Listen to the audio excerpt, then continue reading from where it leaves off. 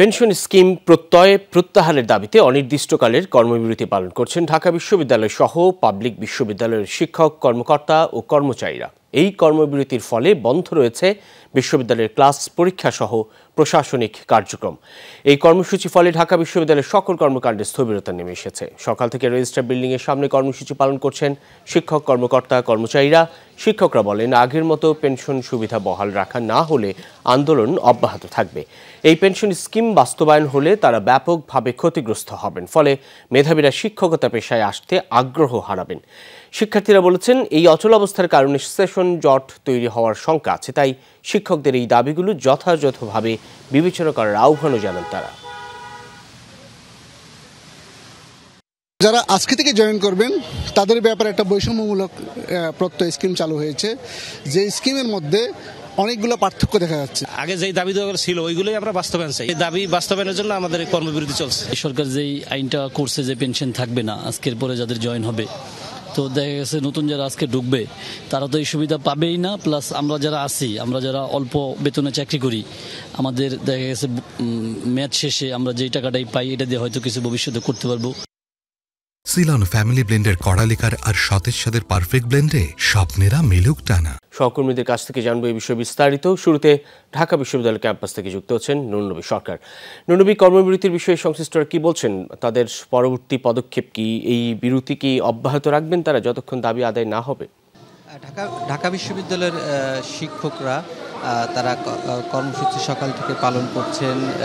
স্বতন্ত্র যে প্রত্যয় পেনশন স্কিমে যুক্ত করা হয়েছে সেটার প্রতিবাদ করে। তাছাড়াও তারা চেয়েছেন যে তাদের জন্য স্বতন্ত্র বেতন কাঠামো হয় এবং তাদের যেন জ্যেষ্ঠ সচিব যারা আছেন তাদের মতো করে যেন বেতন কাঠামো নির্ধারণ করা হয়। সেই বিষয়গুলো নিয়ে তারা কিন্তু আন্দোলনের এক পর্যায়ে আজকে থেকে লাগাতার অনির্দিষ্টকালের কর্মবিরতি শুরু করেছেন। এর ফলে ঢাকা বিশ্ববিদ্যালয়ের শিক্ষা কার্যক্রম, দাপ্তরিক কার্যক্রম, সমস্ত কার্যক্রম কিন্তু বন্ধ হয়ে গেছে।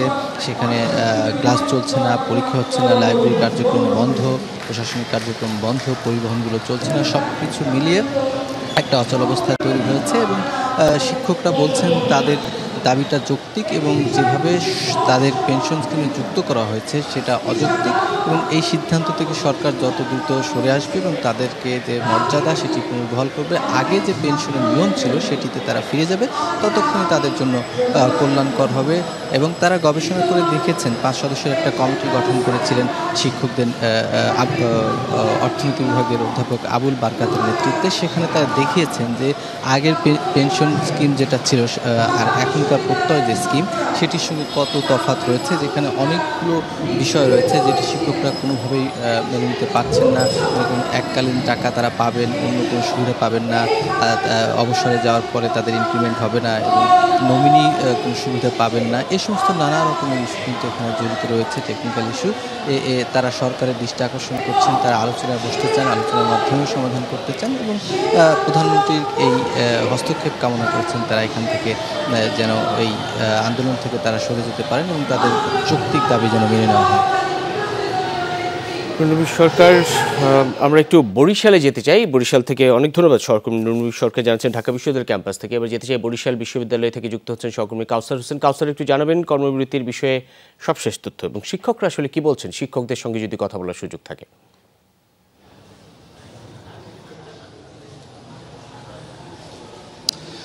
রবিন, বরিশালেও কিন্তু সকাল থেকে যারা শিক্ষকরা রয়েছেন বরিশাল বিশ্ববিদ্যালয় তারা কিন্তু অবস্থান কর্মসূচি পালন করছেন। বেলা দুপুর 12টা থেকে তারা এই অবস্থান কর্মসূচি চলছে এবং তাদের পূর্ব ঘোষিত কর্মসূচি অনুযায়ী বেলা 12টা থেকে দুপুর 1টা পর্যন্ত তারা প্রতিদিন এই কর্মসূচি পালন করবে, যতদিন তাদের এই স্কিম থেকে তাদেরকে প্রত্যাহার করা না হবে। এবং তারা বলছেন যে আসলে দেশে যারা বিশ্ববিদ্যালয় শিক্ষকরা রয়েছেন তাদের সাথে যারা নীতি নির্ধারণের পর্যায়ে রয়েছে দেশের বা সরকার রয়েছে তাদের সাথে একটা সুসম্পর্ক রয়েছে এবং হঠাৎ করে এই স্কিম বিশ্ববিদ্যালয় শিক্ষকদের বা কর্মচারীদের প্রবেশ করিয়ে সরকারের সাথে যারা বিশ্ববিদ্যালয় শিক্ষক রয়েছে বা কর্মচারী রয়েছে তাদেরকে মুখোমুখি একটি অবস্থানে দাঁড় করিয়ে দেওয়ার জন্য একটি মহল এই চক্রান্ত করে তাদেরকে এই স্কিমে ঢুকিয়েছে বলে যারা বিশ্ববিদ্যালয় শিক্ষক রয়েছেন তারা মনে করেন। এবং সকাল থেকে কিন্তু বরিশাল বিশ্ববিদ্যালয় শিক্ষক কর্মচারীরা এই অবস্থান কর্মসূচি এবং করছেন এবং যদি আমরা একটু যিনি বরিশাল বিশ্ববিদ্যালয় শিক্ষক সমিতির সভাপতি রয়েছেন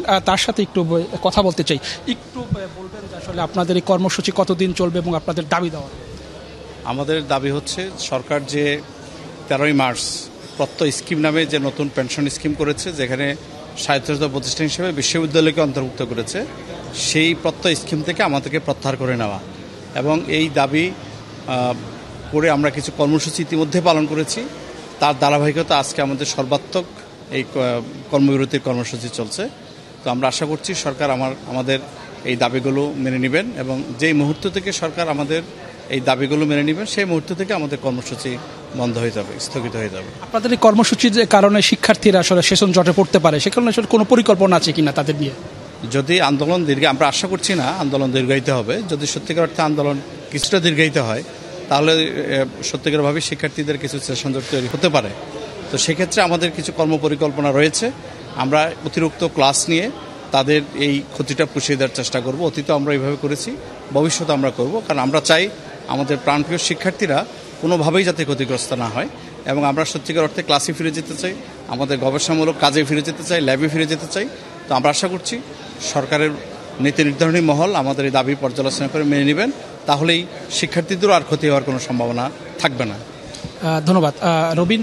এখানকার যারা বিশ্ববিদ্যালয় শিক্ষক রয়েছেন তারা কিন্তু তাদের যে ন্যায্য দাবি রয়েছে সেই দাবি আদায়ের যে আন্দোলন, সেই পাশাপাশি তারা বলছেন যাতে এই আন্দোলনের ফলে যাতে শিক্ষার্থীরা সেশন জটে না পড়ে, পাঠদানে পিছিয়ে না পড়ে, সেই দিকটা তারা খেয়াল রাখছেন। তারা বলছেন যে করোনাকালীন সময় কিন্তু বিশ্ববিদ্যালয় বন্ধ ছিল, শিক্ষার্থীরা বিভিন্নভাবে পিছিয়ে পড়েছিল এবং অতিরিক্ত ক্লাসের মাধ্যমে, পরীক্ষার মাধ্যমে কিন্তু তারা সেটি পুষিয়ে নিয়েছেন। এই আন্দোলনের ফলেও যদি শিক্ষার্থীরা পিছিয়ে পড়ে সেটি তারা সেইভাবেই পুষিয়ে নেবেন। অনেক ধন্যবাদ সহকর্মী কাউসার হোসেন।